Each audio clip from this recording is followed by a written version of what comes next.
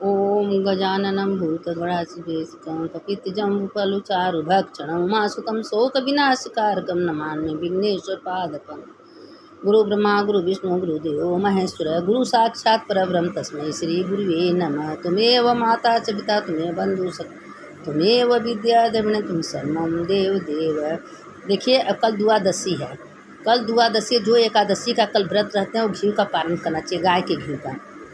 उसके बाद द्वादशी है, द्वादशी 1:30 बजे पारण करना चाहिए, मतलब कल 1:30 बजे तक के बाद है पारण होना चाहिए और 1:30 बजे के पहले नहीं, क्योंकि हरसैनी है। तो हरसैनी का मतलब है कि जब तक रहता है उसमें, और एकादशी में तो 6 से 8 10 तक पारण हो जाता है, लेकिन कल की एकादशी आज की एकादशी में 1:30 बजे पारण है। तो इस बार घी का पारण है, अगले बार है गंगा जल पूसा का पारण होगा वैशाख महीने का एकादशी में। तो एकादशी के बाद द्वादशी का कथा जरूर सुनना चाहिए। अगर द्वादशी कथा आप सुन ली तो एकादशी का पूरा गुण आपको मिल जाएगा। तो इसीलिए द्वादशी का कथा का बहुत बड़ा महत्व है। और आप लोग कथा भी सुनिए और उसको देखिए, हर जगह लाइक करेंगी शेयर करेंगी तो कथा आप लोग को अच्छी नई मिलती रहेगी। तो अब द्वादशी कथा हम आप लोगों को भेज रहे हैं, उसको सुन लीजिएगा। एक ननद थी, भाभी थी। ननद जो बहुत तुलसी जी का पूजा करती थी, तुलसी जी में दीप दान करती थी। एकादशी के देखिए तुलसी जी में जल नहीं देना चाहिए, खाली दीप दान करना चाहिए। द्वादशी को उसकी भाभी जो ननद थी बहुत तुलसी का पूजा करना, तुलसी जी को जल चढ़ाना, तुलसी के निधि उठना बेटा, हमेशा तुलसी का पूजा तुलसी माता करती थी। और उसकी भाभी कहती कोई काम धंधा नहीं है, हमेशा तुलसी करती है, कोई काम धंधा नहीं करती है। ऐसा है कि इसके शादी में सब तुलसियाँ दे देंगे तब इसको समझ में आएगा। अपना जब बड़ी हुई तो अपने पति से कही कि इसको इतना गरीब घर का लड़का खोजिए कि उसके घर में खाने पीने का न रहे। अरे जो भगवान का भक्त रहेगा, चाहे तुलसी चाहे विष्णु चाहे शंकर, जो भगवान का बचपन से भक्त रहेगा भगवान उसका ध्यान देते हैं। लोग झूठे मैं बना के करते हैं, हम करते, कोई करने वाला नहीं। अगर भगवान है तो हम बोल रहे हैं, अगर भगवान नहीं रहेगा तो मेरा बोल ही निकलेगा, सांस नहीं रहेगा, शरीर सुखता रहेगा। तो ये बताइए कि लोग मैं घमंड मैं करते हैं। मैं क्या है? सब भगवान का तो है। भगवान दे रहे हैं तो हम पहन रहे हैं, भगवान दे रहे हैं हम खा रहे हैं, भगवान रहने का जगह दे, सब तो भगवान का है। तो किस चीज़ का मैं?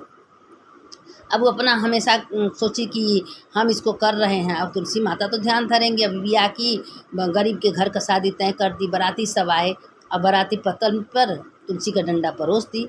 परोसने के बाद वो आई इस कमरे से, कमरा में गई, तुलसी माता से बोली, हे तुलसी मैया, मेरे इज्जत आपके हाथ में है, मेरा इज्जत आप रखिएगा। क्योंकि मेरी भाभी सब डंडी रख रही है, मेरे ससुराल का इज्जत है, मेरे मैका का इज्जत है।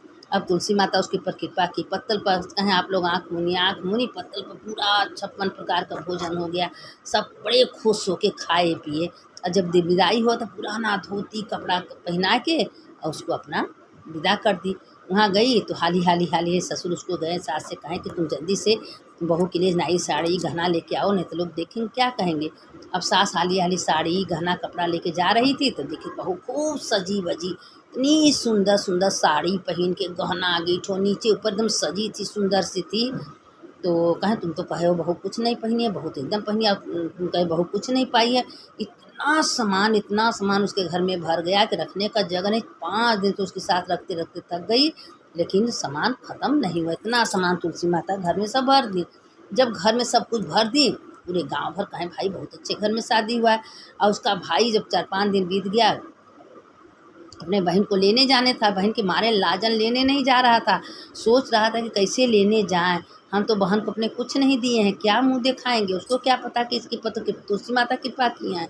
अब अपना क्या किया कि गया ऊपर से, उसकी बहन देख रही थी, भाई को ऊपर बुलाई, भाई ऊपर गया तो उसकी सास कहेंगी जब से तुम्हारी बहन आई है कुछ खाई पीने। कहे मेरी बहन का आता है, जब तक तुलसी जी का कथा न कर लेती, कथा न सुन लेती तब तक कुछ पानी नहीं पीती। कहे अरे हमसे कहती हम कथा सुन लेते। और उसके बाद तुलसी जी का सबको कथा सुनाई, सब बड़े खुश हुए। आप खुश होने के बाद कहें विदा करने का तो मन नहीं कर रहा। जब से ये आई तब से हमारे घर में तो धन धान भर गया, हमारे घर में साक्षात लक्ष्मी आई है।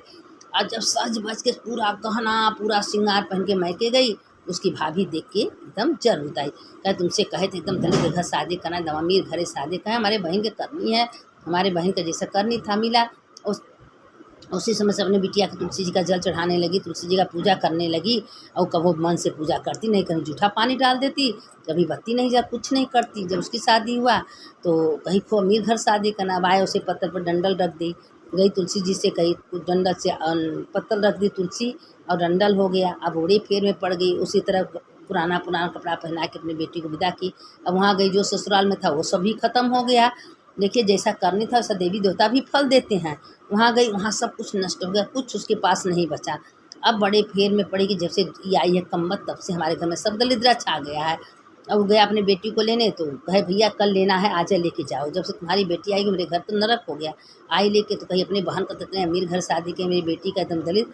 कहे तुम्हारी बेटी का करनी तुमको मिला, हमारी बहन का करनी हमारे बहन का मिला। हमारी बहन तुलसी माता का प्रेम से, श्रद्धा से, विश्वास से कथा सुनती थी, कहानी सुनती थी, एकादशी का व्रत करके द्वादशी का पारण करती थी, द्वादशी का कथा सुनती थी। तुम्हारी बेटी क्या करती थी? कुछ नहीं करती थी। उसी तरह तुम्हारी बेटी को मिला।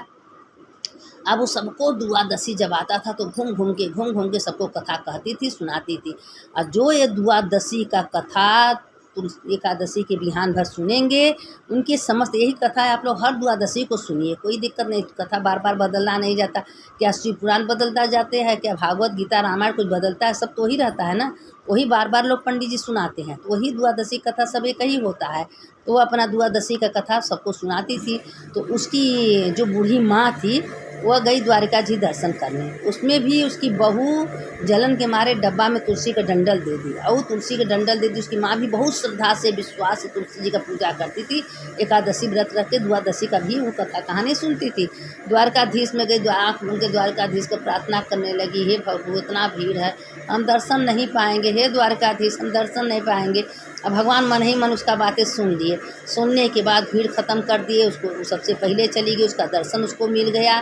और जो डंडल दी थी सब लड्डू मेवा का बन गया। भगवान को मन ही मन भगवान को भोग लगाई, और डब्बा का लड्डू भगवान द्वारिकाधीश के सामने चला गया। इतना रोई, हे भगवान आप हमारे ऊपर इतना कृपा किए, इतना दया किए, हे भोलेनाथ में, हे द्वारिकाधीश हमको पता भी नहीं था कि आप हमारे ऊपर इतना कृपा करेंगे, इतना दया करेंगे। हे प्रभु जैसे हमारे ऊपर कृपा किए वैसे सबके ऊपर कृपा करें। देखिए अच्छे कर्म का फल बहुत अच्छा मिलता है, बुरे कर्म का भरपूरा। उसकी माँ को भी द्वारकाधीश का दर्शन मिला, और उसकी माँ को लड्डू की जगह डंडल दे दी थी, उसमें मेवा का लड्डू बन गया था। उसकी बेटी को अच्छा घर, दलित घर शादी की थी, कुछ सोना चांदी हीरा मीरा सब तुलसी माता भर दी।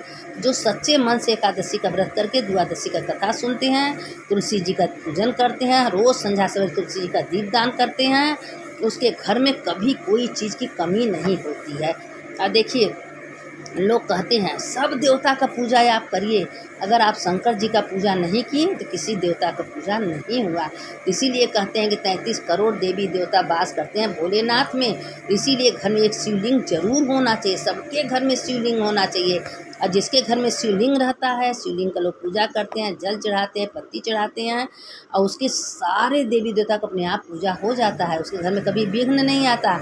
अगर शनि भी बाधा नहीं पहुंचाते, क्योंकि शनि के गुरु शंकर जी हैं, और शंकर जी का जो पूजा करेगा उसको कोई शनि कभी बाधा नहीं पहुंचाएंगे, और उसके घर में शनि भगवान हमेशा कृपा बनाए रखते हैं। तो इसीलिए शिवलिंग घर में ज़रूर रखना चाहिए। जो शिवलिंग घर में रखते हैं और शिवलिंग का पूजा करते हैं, शिवलिंग का धूप दीप भस्म अच्छा चढ़ाते हैं, शिव जी उसके ऊपर कृपा कर। शिव जी का जिम्मेदारी होता है। ये बताइए कभी माता पिता अपने बच्चों का बुरा चाहते हैं? कभी नहीं चाहते ना।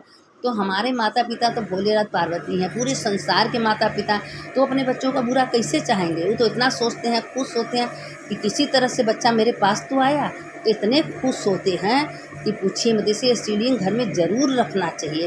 और जो शिवलिंग रख के दोनों टाइम आरती पूजा पंचामृत से करता है, उसके घर में सुख शांति समृद्धि बनी रहती है। तो उसके घर में सब भगवान कृपा करे रहते हैं। सुनने वाले की जय, सुनाने वाले की जय। शंकर शंकर हर हर शंकर शंकर शंकर जय जय शंकर। आज ये मंत्र जरूर बोल लीजिएगा। राम रामेति रामेति रमे रामे मनोरमे सहस्रनाम तत्तुल्यम। राम नाम वराने राम रामेति रामेति रवे रामे मनोरमे सहस्रनाम तत्तुल्यम। राम नाम वराने राम रामेति रामेति रमे रामे मनोरमे सहस्रनाम तत्तुल्यम। राम नाम वरानने।